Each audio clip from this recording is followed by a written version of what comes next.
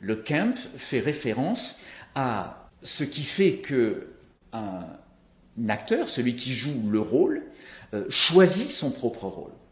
Choisit aussi son propre rôle, c'est-à-dire devient acteur de sa propre histoire.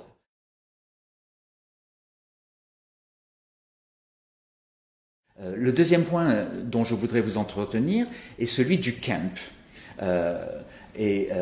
Encore une fois, je voudrais évoquer cette question du camp. Je vais expliquer ce qui s'entend par là, à partir d'une figure américaine nommée Esther Newton, qui est très peu connue en France. Newton, N-E-W-T-O-N, comme tout le monde peut le deviner, qui a écrit qui en 1968 propose une thèse de doctorat sur les travestis, sur les drag queens.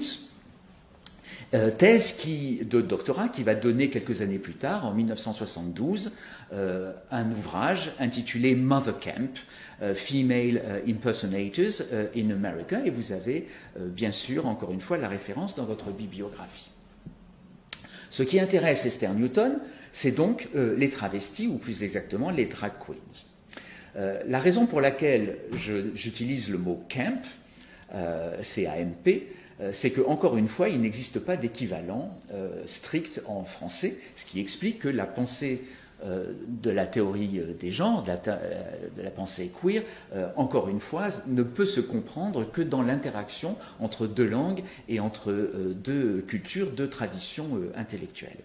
Le camp, c'est tout ce qui fait référence à une théâtralité, ce que l'on sait déjà, mais une théâtralité consciente. C'est-à-dire que le camp fait référence à ce qui fait que un acteur, celui qui joue le rôle, choisit son propre rôle. Choisit aussi son propre rôle, c'est-à-dire devient acteur de sa propre histoire. C'est-à-dire n'est plus soumis forcément aux dictates des attentes, aux dictates des normes, mais choisit d'être acteur de sa propre histoire.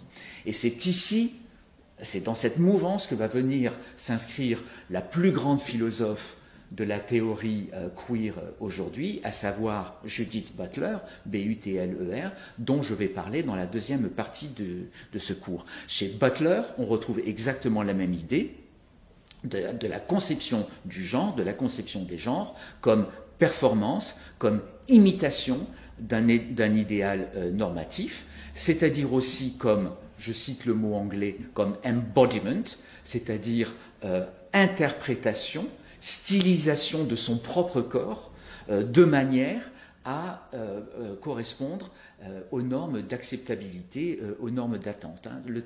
La notion de embodiment, c'est-à-dire de mise en corps, de mobilisation du corps de l'acteur dans la production de son identité genrée, est quelque chose qui va petit à petit devenir un élément central des théories queer.